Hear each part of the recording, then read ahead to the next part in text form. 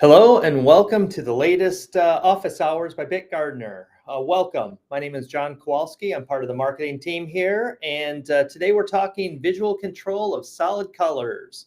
Our speaker today is Mr. Noah Morgan. He's one of our applications specialists.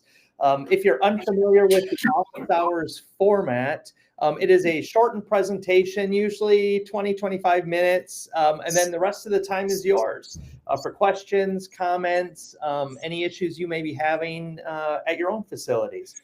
So if you do have questions along the way or something we can help with, just drop it in the chat. That should be located in the bottom right-hand corner of your screen, and we'll get to it.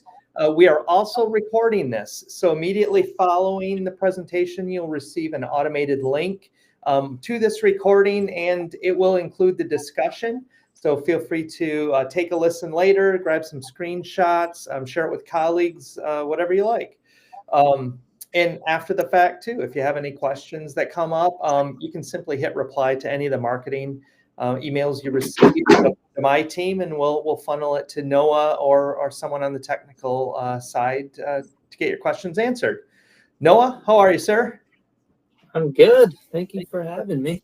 Awesome. And thank you, everybody, for joining. Like John said, we'll be going over the visual control of solid colors, why standardized light booths are critical, and some of the aspects that go into it.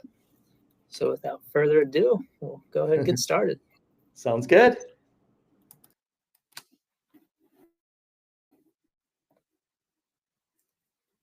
All right. So one of the biggest reasons why we recommend these standard booths or standard viewing conditions is due to the perception changing depending on light sources. And so we can see this on a daily basis if we go outside and look at something under direct sunlight, midday hours, or versus the morning and versus sunset. Because of the way the atmosphere is and the way the light is coming down from the sun, it has some certain reactions that sometimes look bluer, sometimes look redder. And we really want to establish something to where we have a uniform light source that not everybody's using, but also keeping that stable. And so we're all viewing things under the same conditions. And then same with the inside lighting. So indoors, there's different types of lights. There's fluorescent lights, there's tungsten lamps, LEDs, and all of these distribute light in a different way. And similar to measurement equipment, the measurement equipment will have standardized light sources built into them, and so that they can also measure color according to a type of light that exists that you want to define under your testing conditions.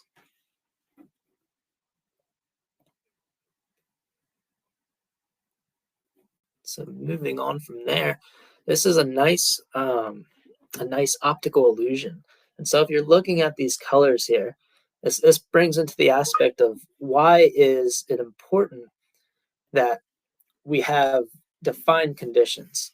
And so when we're looking at this example here, we see a blue color on the left and a blue color on the right. Now, according to our vision, what you should be seeing is that the one on the left is a little lighter and the one on the right is a little darker. But if we change the conditions we're looking under, we see that these colors are exactly the same.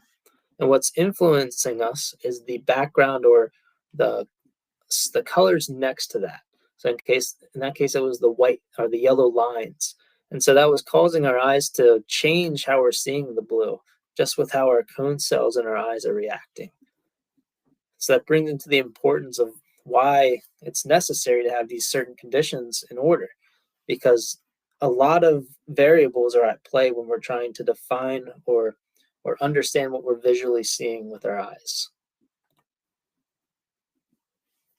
And so visual perception changes between age, gender, mood. People often say they see red, and it's actually somewhat true, in that your eyes in the red aspect will be more sensitive depending on your emotion. Age is a big factor in it as well. As we get older, our eyes deteriorate, get worse and worse. And so we might not be as sensitive to color changes. And same thing with gender.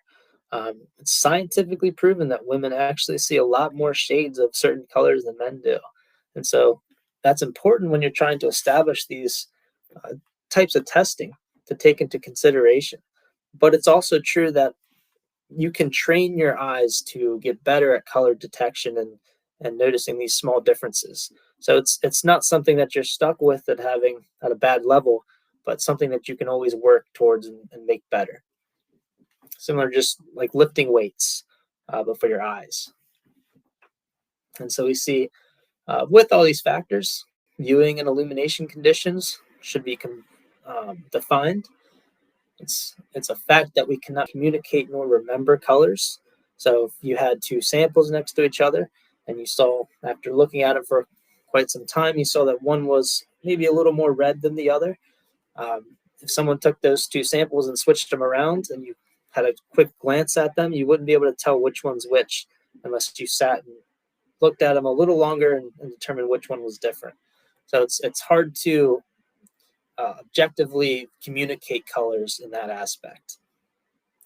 Another reason is color is dependent on the surrounding light in the background. So we saw that in the optical illusion earlier, that whatever is next to it or surrounding that in the environment, it could affect how we're seeing something.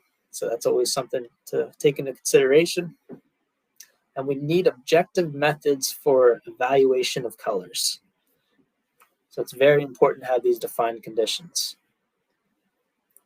And so when we look at some international standards for doing a visual color analysis, specifically for solids, we see that most of them call out a main illuminant. So your main illuminant, your main light source that you're going to use to do those analyses.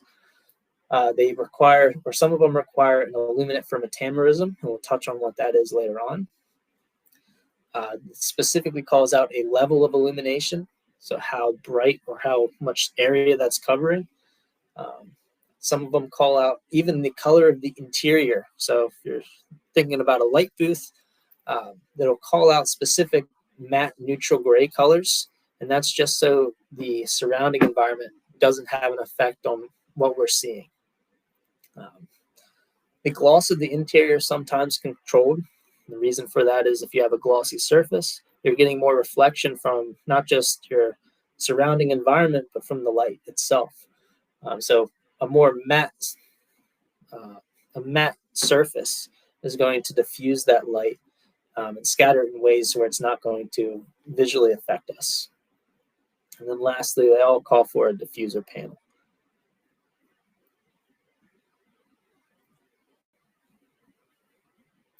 And so we're looking at some standard illuminants that currently exist. There's three main ones that are typically used the most. We have D65, which is your north sky daylight.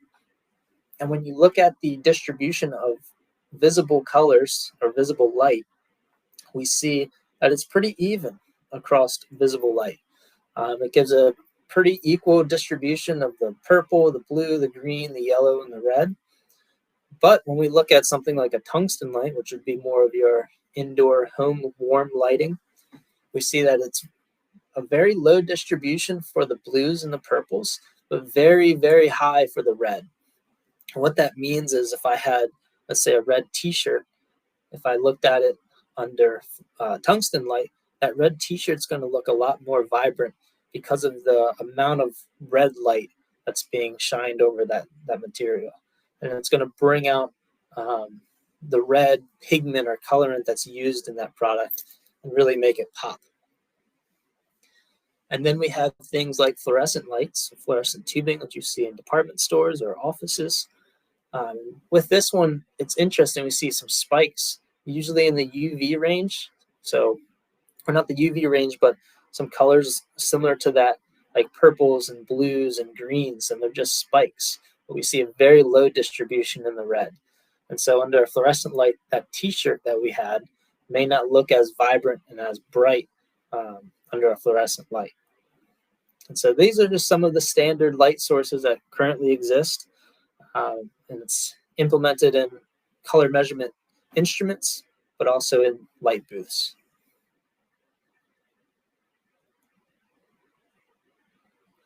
So going into metamerism, what is metamerism? So what we're seeing here, we have two different distributions of lights, two different standard illuminants. We have D65 on the top, and we have tungsten light on the bottom, that A light. Metamerism is when you have two samples or two pairs. You can call one a standard or one a sample. And what happens is you'll see a match under one light source, but because of the light distribution, if we change the light source to another one, let's say A in this case, now we start to see a mismatch. So what's going on to cause that mismatch? In this case, it could be something like different pigmentations that are used. And so let's say the sample on the left and the sample on the right had two different pigmentations that were used, or two different formulas, but they both got to the same goal. And the same goal was that color match under daylight. But because of the way that the pigment is and the difference between them, one may react differently with a different illuminant system shined over it. And that's when you start to get these mismatches or your metamerism. And so something you could typically see is that under daylight or D65, because you have a pretty equal distribution, you'll usually see a match. But if those materials are made differently and you shine light like A light, that's really gives a strong distribution of the red light, but very low in the blue, we might see or start to see a difference in that metamerism. And so now under A light, the sample on the left looks a little darker blue than the sample on the right. And then if we used fluorescent tubing and use that light source, now we might see that we have a match again, a perfect match. So this is important because in some cases, you know, a final product is going to be seen by customers indoors, outdoors, and sometimes in office buildings and department stores, in their homes. And so it's important that if you have products made in different locations, that when you bring them together, they're going to match under every light source, not just a couple. You know, the same is true for something like a car where you're testing it under daylight because that's when you'll see it normally. But not only does all those parts have to match under daylight, but they also have to match in the showroom, let's say at a dealership where they're using a different type of lighting system. It also has to match in the morning and in the afternoon. So you have to take all those into consideration. It's not just matching under one light source, but it's important to match under several light sources.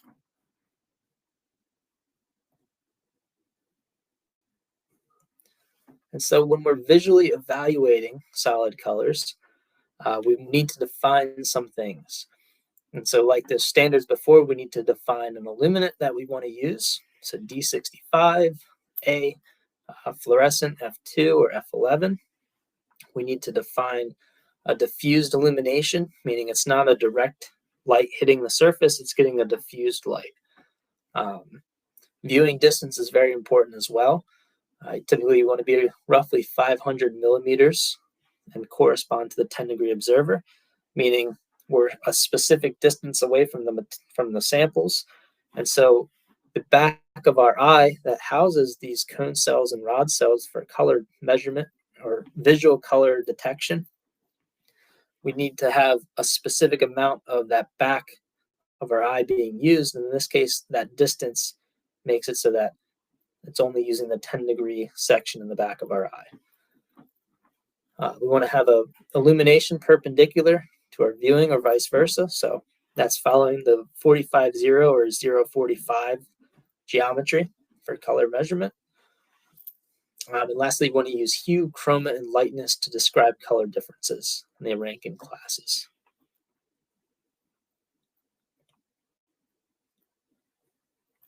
And so this is referring to the 45-0 or 0-45 geometry, where you have illumination coming at 0 degrees, which shines over a sample. the sample will then give a specular reflection, or your gloss, directly back towards the illumination, and then you view it at 45 degrees.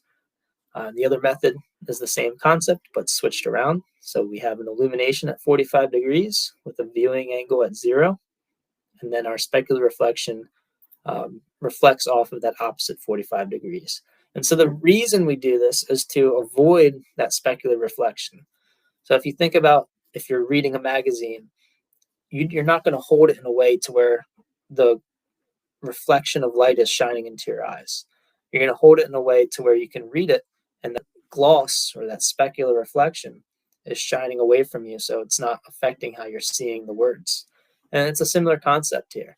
You want it to where the gloss isn't going to affect how we're seeing it, or how we're seeing the sample. And so now we can see the true color using these geometries.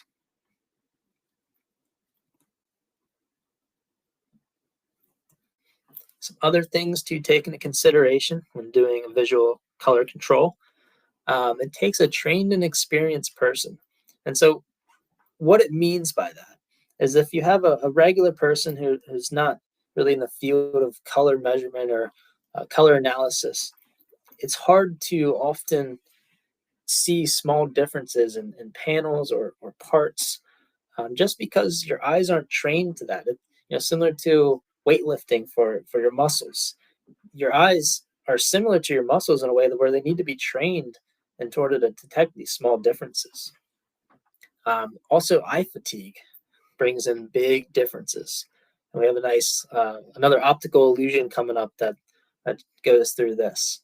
But we find that after looking at vibrant colors for a while, it's good to step away and look at a neutral colored object, like a gray wall would be ideal.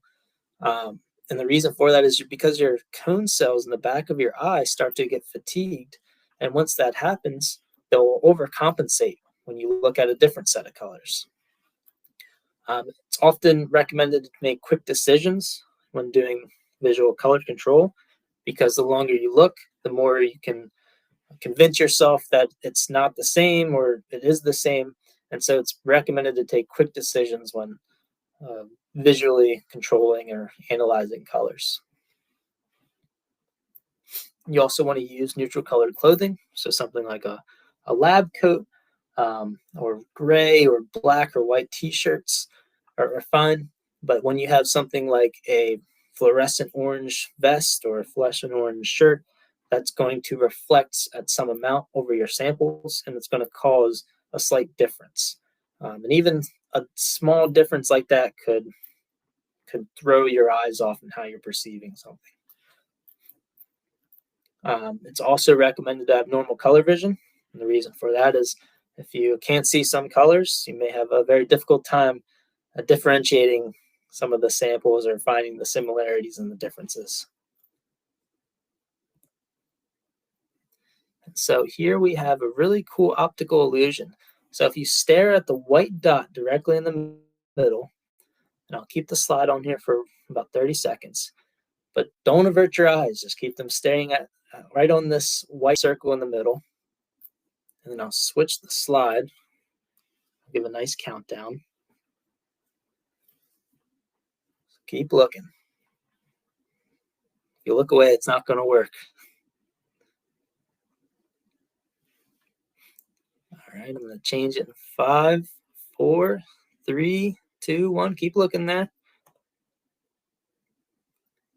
And now what you should be seeing is you should see a regular American flag with the red, white, and blue.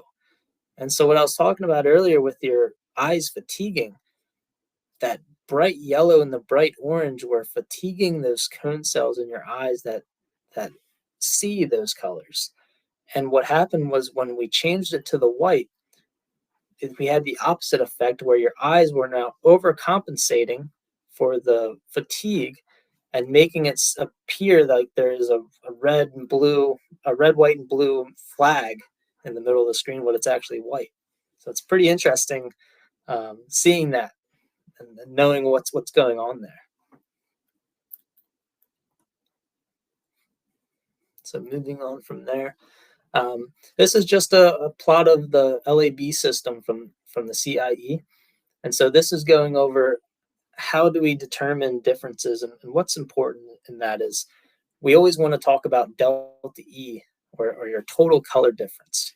And delta E is made up of your L value and your A value and your B value with the difference taken into account and then put together through this equation. And so when we have a sample and a standard, let's imagine the dot closest to the middle is our standard, and the one on the outskirts is our sample. We're looking at the difference in our A value, our difference in our B value, and our difference in our L value, putting them all together, which gives us a total color difference. How far away is that color from the other color? And that makes it so instead of looking at multiple values for your analysis, you can just look at one value that gives you a total difference.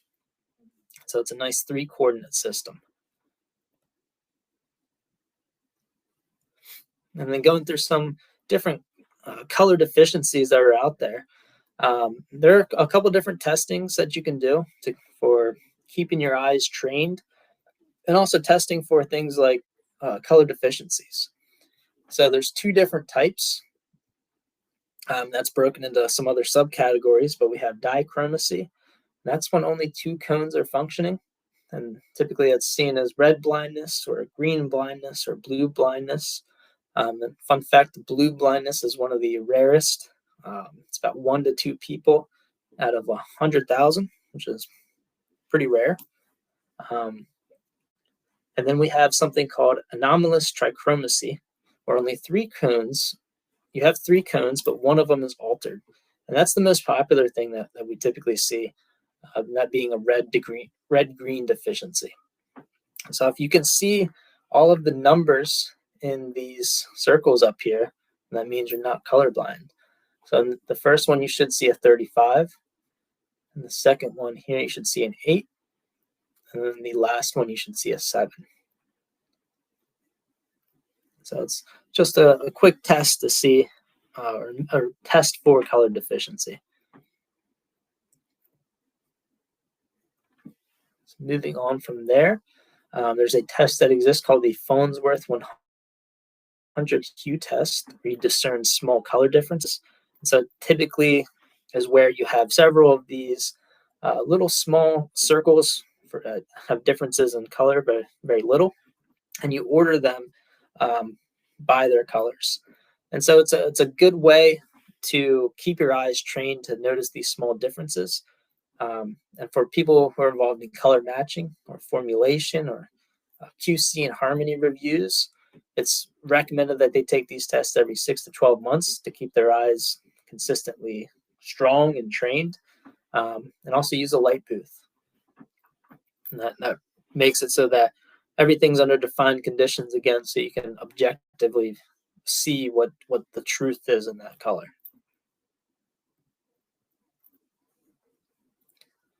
So for visual evaluation of solid finishes, when evaluating under a non-standard condition, so in the case that you're trying to do a color evaluation but you don't have a light booth, you don't have these standard conditions, something that you can do is to try to find a north-facing window. This gives you diffused lighting, so it's not direct, similar to a light booth. You want an uncluttered and neutral surrounding. So similar to a light booth, you want a neutral surrounding as far as the color goes. So try to find something that's gray or white, but nothing like a chromatic red or chromatic yellow or anything bright, because that could affect how you're seeing the material. You want your specimens to physically touch each other, so you can see side by side if the samples are matching or if they're mismatching. And then you want to try to keep that illumination of 45-0 or 0-45. And so in this case, in the example, you have light coming in from your window at roughly 45 degrees, and then the observer is directly overhead at 0 degrees to see the differences there. I'm assuming they're looking at the differences in the white trim around the paper. But one major problem, again, from this type of setup is that your source of light isn't constant. So you're missing out there. So now we're going to get into some of the equipment that we offer, specifically our light booths. And so right here we have the Bica Spectra Basic and the Bica Spectra Mini. So these are our lower end light booths that are small. They don't take up much desk space, which is nice. They have very limited functionality. You have 3 illuminants to choose from. You have daylight, D65, incandescent, your A, and then your department store light, which is your F2 or your F11. That way you can look at 3 different conditions at your material and see if they match or mismatch. Quick assembly, and it only has 3 switches, so it makes it nice and simple.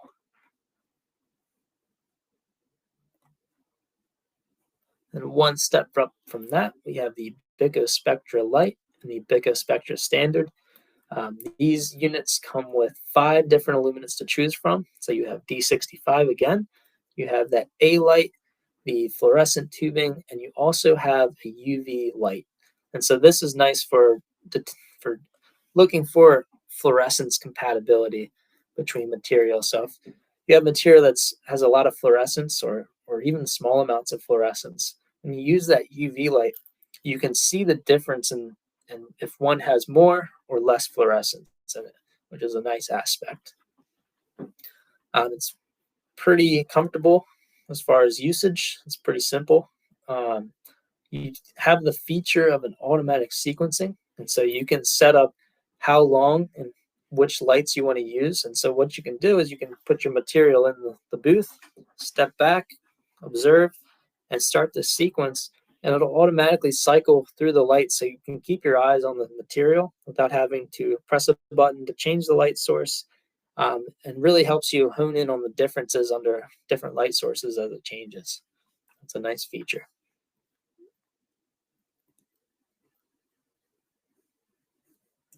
And lastly, we have our Bica Spectra Pro, which in this model here you can use as a light booth. It's about 89 centimeters by 56 by 60, so it's pretty large. And with that, you can also use it as a luminaire. And so you can attach it to the ceiling and different setups. In this case, this is following the 045 principle. So an observer would stand in the middle here, and the light shines down directly overhead of the material, and then the observer looks at it from 45 degrees. So same concept, but now it's just attached to the ceiling.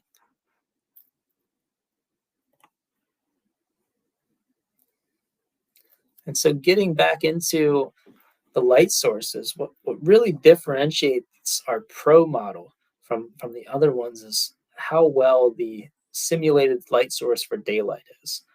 And so when you look at how these light sources are simulated, we have some curves here. So you have the actual definition for this specific light under the CIE.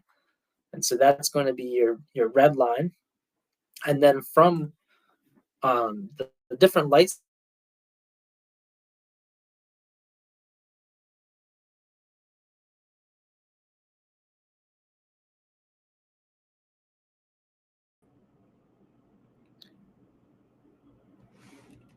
Noah, did we lose your audio?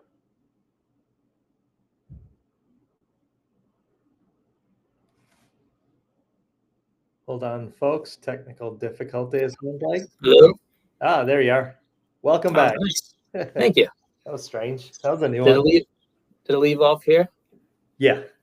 Okay, perfect. Yeah. Maybe start the slide again here. Yep. All right. So this slide, when we go into this, it's referring to how can we, or how well are we able to simulate these conditions. And so daylight's typically the hardest one, because how do we simulate daylight? We have so many different factors that go into what we're seeing when we're outside, and what's distributed in that light source. So how do we make that? We can see it for A and F2. Our lines, so our CIE is our red line here, and that's the actual definition of the light source. And then our black line in these graphs is the Bica spectras. And then we have the blue line, which is our Pro model. And we see the Bica spectras follow it fairly closely, and it's considered really accurate as far as the instrumentation goes. But the issue lies with our fluorescent tubing, and this is standard across all instruments, is with the fluorescent tubing specifically being used for the daylight creation because it follows the curve the closest. But the question comes to ask is this the best that is possible with current technology?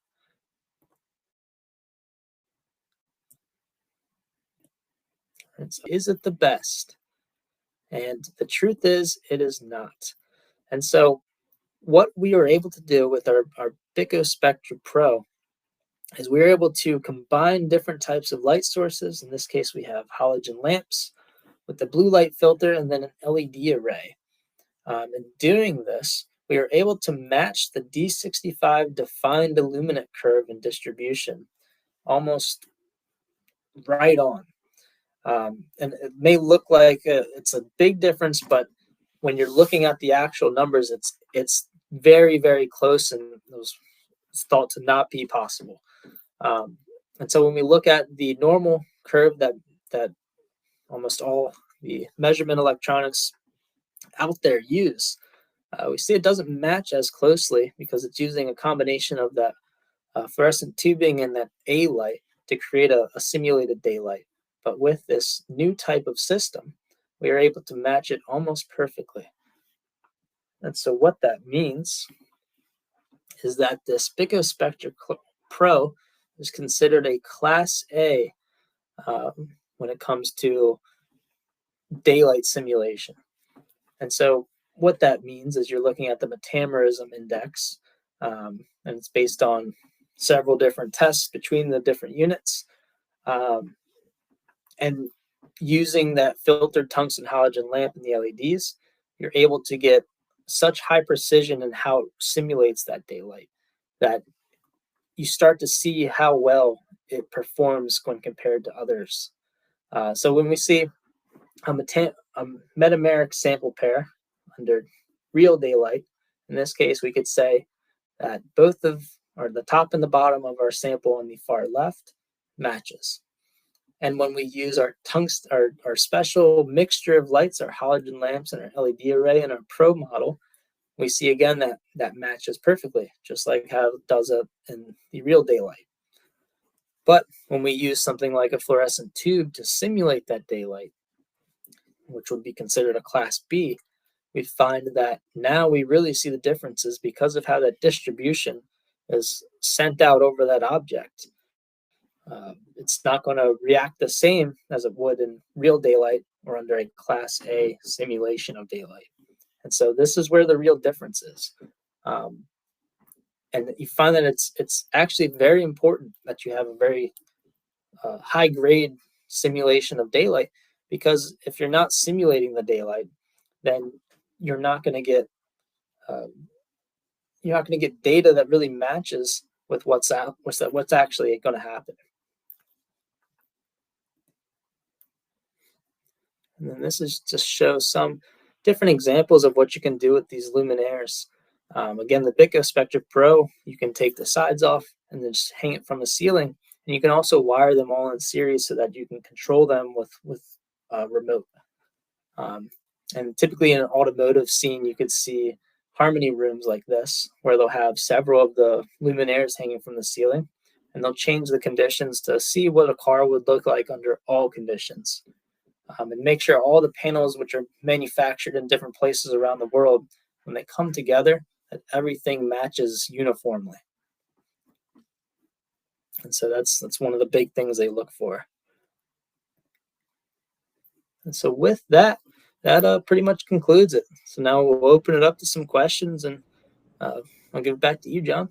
Awesome. Thanks, Noah. Lots of good stuff as always. How, just a question for me right off the bat before we get into some questions from our audience members.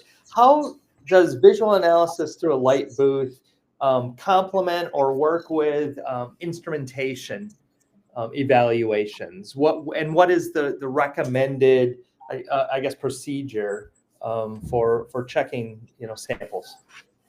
Yeah, so it's always good to use both, and the reason for that is because the measurement equipment is just taking what you see and turning it into numbers. Yeah. And we always want to refer back to what we're actually looking at. And so something that's always good practice is if you take your measurements, let's say, you're working in an environment where things happen quickly. And so you take your measurements and you see that maybe you start to see the numbers are starting to mismatch. So you're getting larger delta E's on your production floor. It's always best to then take those specific samples that you're seeing these differences in, put them in a light booth, and see if you can see what the instrument's seeing. In some cases, depending on the color equation that your instrument is using, it could be using an outdated color equation that doesn't correlate to our visual perception as well. And so in many cases, you might see that the numbers are saying that something's out of spec or out of tolerance. But in reality, if we took the material and looked at them side by side, they could be right on. As you use newer and newer equations, I think the latest one is your delta E 2000. Mm-hmm. And as you use newer equations, they correlate better to what you're visually seeing. And so you're not going to have issues with that. But older equations like delta E star, just with the way they were calculated and formed, you can have differences that aren't taken into consideration, and eventually lead to something where it could be saying it's in spec and it's visually mismatching, or it could be out of spec and visually matching. And so it's always good to have both. That way you can refer back to one another if you see problems. No, thanks for going through that. Very helpful. You spoke about metamerism quite a bit, and I know it's always a challenge. How can folks effectively address metamerism when working with different pigments and materials? Also, what steps can be taken to ensure consistent evaluations when looking at samples? Yeah, so when looking at metamerism, I'll pull up the slide again. As far as instrumentation goes, it's best practice to use different illuminants when taking measurements. And so that could usually be your standard ones, which is your D65, your A, and your F2. There's a lot more illuminants that the CIE defines, but these are just some of the most common ones. Mm-hmm. And because they're so different in the distributions, I mean, you can see how they distribute light. They're going to give you a pretty good representation of differences that could be seen in the real world. So as far as instrumentation goes, best practices is to use multiple illuminants to measure for this metamerism. And as far as visual analysis goes, like with the light booths, using all three illuminants to justify if a color is matching or mismatching is probably the best way to go about it. If you just use one, you could find out if it matches under one light source, but you don't know about the other two. And so it's best practice just to use all three so you can really see what's going on. And if you find that something is changing, then usually it's due to the formulation. So if you're using different pigments, that could cause this. Maybe, the pigment B is going to react differently under incandescent light, whereas pigment A is going to react another way under a light. And so those could be reasons, but the reasons could get further and further. It depends on how deep you want to go with it. But as far as seeing it and measuring it, it's best to use your different light sources to understand what's going to happen under these different conditions. And you touched on just the materials or a change in the chemical compound that could be part of it. So if you change suppliers, that's something to really look for. Yes? Absolutely. Okay. That's good. Usually when you'll start to see it the most. Got it. Okay. Question here. In the past, when I would try to match colors between a production material and a competitor's material, I experienced something like metamerism, but it was dependent on the viewing angle. At 45 degrees observation angle, the materials would match, but at a 70-degree angle, they would appear drastically different. Is there a name for this phenomenon, or maybe you can talk about this a little bit? What's going on? Yeah, so there is a name for this. This is called light dark flop or color flop. And you'll usually see this in more metallic effect coatings, Yeah. where like the pearlescent coatings where it changes from a green to a purple, but can also be in some solid colors depending on texture. So one of the best ways to control for something like this would be a multi-angle spectrophotometer that can not only measure the 45-degree viewing angle, but also several other angles so that you can see and track, is this color changing at multiple other angles or just this one or this one? And there's actually called a flop index too. And so once you're able to measure your LAB values at each of these angles, I think it has a total of 6 different angles that it measures at. And when you can see those differences across the different angles, you can develop a value that's calculated automatically called your flop index, which tells you your total color change as you go from one angle to the other. And sometimes this is pretty common, and it has to do with a lot with processes and formulation. So if the process is different or the formulation is different, you're most likely going to see a difference in the final product. And that's where something like this will come up. Okay, and we can help evaluate and review what's going on, and help folks with kind of corrective actions. Correct, Noah? Yep. Yeah, absolutely. So, you can always send samples into us, and we can do evaluations and give you recommendations on how to fix it, and then how to measure it and control for that in the future. Cool. Good stuff. A few more questions in here. Keep them coming, folks. Is there a preferred location or condition in an office to keep a light booth mini? Preferred location. It depends on the office, I would say. I would definitely recommend, let's see if I can find it under my slides. So There you go. Similar to this type of setup, any type of neutral colored walls would be ideal. If there's like any office room where you can change the shades so not as much direct sunlight is coming in, with neutral surroundings, I would say that's probably your best bet.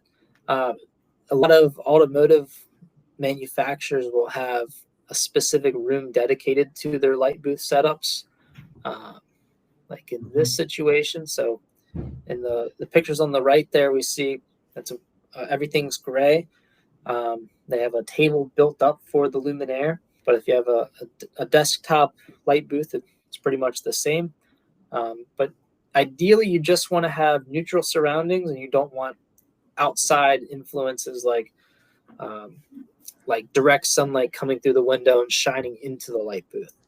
If it's not shining into the light booth, you should be okay.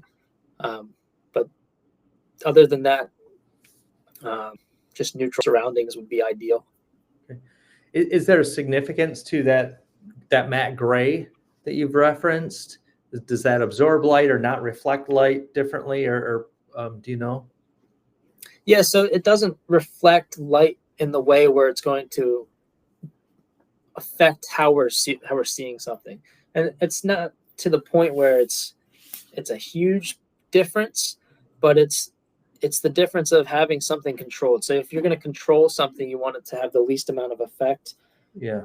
If I was doing a visual analysis in a room that was, let's say, a dark blue, it's going to affect you in some way, and it may not be critical, it may not be a lot, but it's going to affect you in some way. And so the gray color is kind of the standard for most of the viewing types of test methods out there, just because it's something that can remain constant, and it's something that has very little effect to how we're viewing something. It's a neutral color. Let's say that. Okay. And I mean, whether it's the Bico Spectro Mini, the Pro standard, how often do bulbs need to be changed? So the instrument themselves will have a running calculator on it, and so it'll tell you over time how much you use it. Usually, I think it's around 500 working hours is when you need to replace it. Okay. And there's different bulbs in there, so each one has a different time. Typically, you'll see a message on the screen if it has one of them. So if it has a screen here, it'll tell you, you know, light bulb X has this amount of hours. Out of this amount of hours, recommended to get it replaced soon. And it'll pop up with a message. You can see the hours decrease over time as you use it. Mm-hmm. But essentially, they last a pretty long time. It's always good to turn them off when you're not using it, so you don't artificially deteriorate the bulb itself. But usually, you'll be notified when there's an issue. And we can hook folks up with bulbs, yeah? Yeah, absolutely. So we also sell those too to Cool. get them fixed. I figured. Another question here. When doing visual color judgment of a part to a color master, should the color teams wear white or a gray jacket or shirts? It's ideal in a perfect world. And the reason for that is just so you eliminate things like bright colored t-shirts or chromatic shirts that could affect as the reflection comes off from the shirt and shines over the test samples. Like the interior, of the booth would be a light gray be recommended? Yeah, absolutely. It's actually called out in some of them, but as far as shirts go, it's not critical again, but it's better. It's ideal because you have less influence on what you're actually measuring and trying to see. Cool. Question here. When our injection machine is set up to run material out of setup sheets, will it change the color when they are running too hot or too fast over time? That is a good question. Yeah, that is. I mean, how does temperature affect visual evaluation? Yeah, so I guess what you could do is correlate to how does temperature affect the material being tested. Yeah. Because a lot of material behaves differently. Like for example, when you heat steel up to a certain temperature, it starts turning blue and rainbowy. Mm-hmm. All materials have something similar, not to that drastic of a change, but all materials have some type of effect where maybe they'll get deeper in color as they heat up to a certain temperature. That's a good question. Yeah,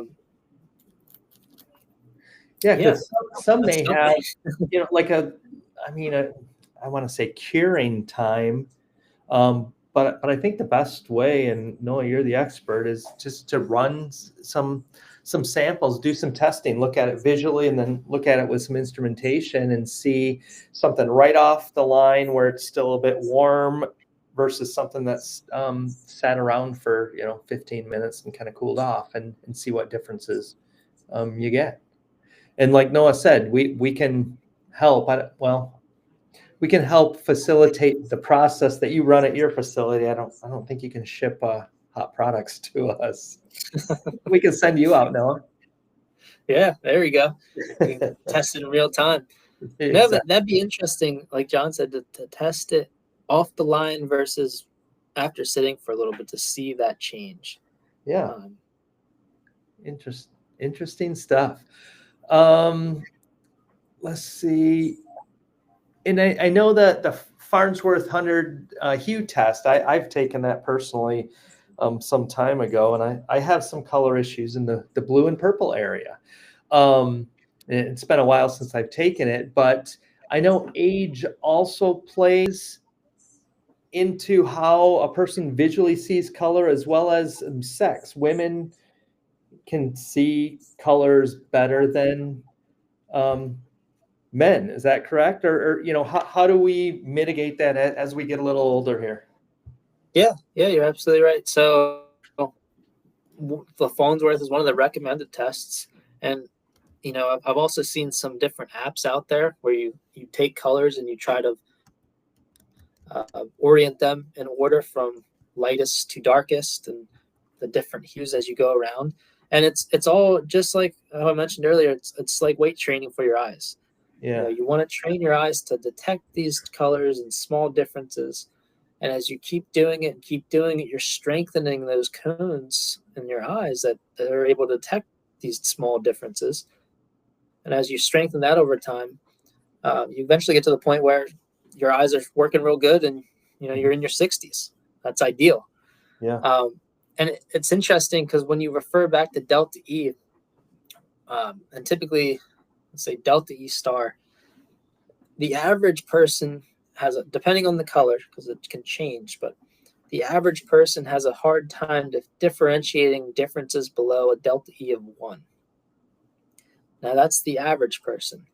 Yeah. And I've seen in cases where a trained color scientist can see differences roughly down to a 0.3, which is Wow. very, very low when you're talking about measurement and color differences. A Yeah. 0.3 is very low. And so that's a pretty big difference from the average person to someone that's trained and takes these practice tests to train their eyes, and they're in this industry. So it goes to show it's very real that you can train your eyes to see these differences, and it's good to keep up on that for not only Hmm. personal gain, but also for uh, detecting these color differences. Yeah. Yeah. Good advice. Thank you. You talked about and you used our products as an example, the light, the standard, and the pro. And I know they're all over the place with different manufacturers, but is it market or industry dependent on whether you need a class A rated booth versus some of the others? Does it just really depend on what you're doing and what those color tolerances are for your industry? Is that the way to determine which model or which level light box you Yeah, need? Okay. yeah, that can definitely be a way. If you're making material or products that need to match perfectly Yeah. um, in all conditions, and your tolerances are very tight, in that case, that's when we would recommend a class A. But in all other instances, um, it's not that critical unless your tolerances are very tight, Okay. because that's when it starts to really matter what you're doing and what light sources are actually being used. Gotcha. Gotcha. I think one last question. I think you're on a great slide for it. How does the CIE Lab System simplify comparative color measurements, and what are its limitations it approaches when approaching tolerances? Yes, great question. Um, so our delta E is great for our CIE LAB system is great for communicating color. Um, it's essentially a 3 coordinate system. So we see, imagine a perfect sphere with every color that could possibly exist in here. Yeah. And so with that, you can take a measurement, get your coordinates of exactly what color you have, and then measure a standard compared to that and see how far your true distance is between those colors. Now, the limitations lie with the equation. And as you see, this equation here is very simple. You're just adding the 3 values together, Mhm. and then you're squaring them. And that's all that's happening. And it's good to a certain point because our eyes aren't very simple like this equation is.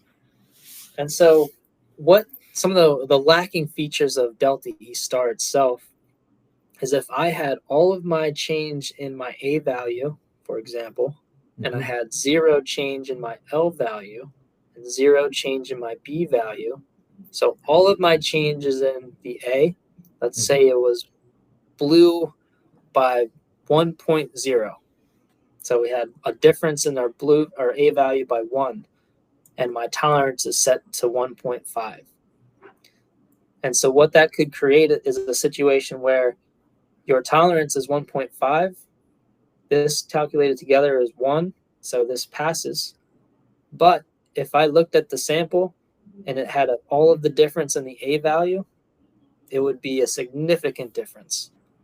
And that's where delta E star fails, is that if it's not weighted, and so each value could have significant changes, but if the other two values are 0, then everything will say it's fine, but it's not. And newer equations, we have a whole presentation on it. I think it's coming up soon, where we talk about each different equation and what the changes were and how it's better. But the newest one, like delta E 2000, will correct for where you are in color space and change the equation accordingly to make it the most accurate to what you're visually seeing. So, for example, if I had all of my difference in the A, it would weight that according to the other values and then tell me my total difference, taking that into consideration, but also taking into account what color I'm looking at, because our eyes have different tolerances for greens, for yellows, for blues, for reds. If it's more chromatic, we might see differences in certain colors. If it's less chromatic, we might see differences in other colors. So there's a lot more at play than what we think there is. So delta E star came out in the 60s. And since then, there's been a lot more progression and testing to develop these newer equations. But yeah, it's very interesting when you dive into it. Definitely. And I did just look up, and I dropped a note in the a chat on what Noah mentioned, color difference equations. We have that scheduled for September, so it's a ways off. But if you want to click that link and register, it'll pop up in your calendar. Additionally, I just threw in a YouTube link. We keep all of our webinar recordings there. So you can look at one we did last year, probably around September, October, November timeframe, and look at that, or everything else we do throughout the year if you'd like to take a watch there. Let's see. Other questions? We have just 3 more minutes here, but if we need to go long, we'll go long, definitely. You see Noah's email address right there. Feel free to ping him directly with any questions. Like I said, you can hit reply to any of the marketing messages you get. It'll come to my team, and we'll funnel it to the technical experts. In your region, we have folks all over the country and all over the world to assist. And it looks like last question in here. The delta E 2000 equation takes more parameters into account. It's more accurate than the delta E star. Also, you should have a limit for each component of delta E. For example, DL, DA, and DB. You don't want them registering too high. You can have a DA over 1.00, but the DE is below. That was a lot to read. Can you see that, Noah? Yep. Yeah, that's exactly right. And so thanks, what Larry. they're saying is, thank you, Larry. Always appreciate your input on these. Yeah, so what he's saying is that instead of having an overall tolerance for just your delta E, set tolerances for each value. So you have a value or tolerance for your A, your B, and your L. That way you can avoid scenarios like what I mentioned earlier. But yeah, the newer equation takes more parameters into account, which is ideal. And And have you heard of any new equations? Are these industry groups working on new equations to even get them better? I know 2000 is the latest. Is that right? Yeah, I know some industries are actively doing more testing to get it more and more accurate. Our eyes aren't simple machines, and so it takes a lot of testing and correlating to figure out what is the perfect equation that can work for every color, no matter where it is in color space. And so that's an ongoing process. And And I'm excited to see what comes out next. I think something was published recently. I don't know off the top of my head what it was. Yeah. But it's always good to keep track of that stuff. Yeah, good. And Larry added another comment. You don't want to go off delta E only. You can have a passing delta E, but too high of a delta A or delta B. That's exactly right. Yep. Good stuff. Good stuff. All right. With that, I think we'll wrap up here. Like I said, you'll get the recording of this as soon as I sign off here. If you have any questions, reach out. We're here to help. Thanks for joining us today. Thank you, Noah, for sharing your expertise, and thanks for all the great questions and comments. And we look forward to seeing you on future webinars by Bit Gardner. Thanks, and have a great rest of your afternoon. Yeah, take care, guys.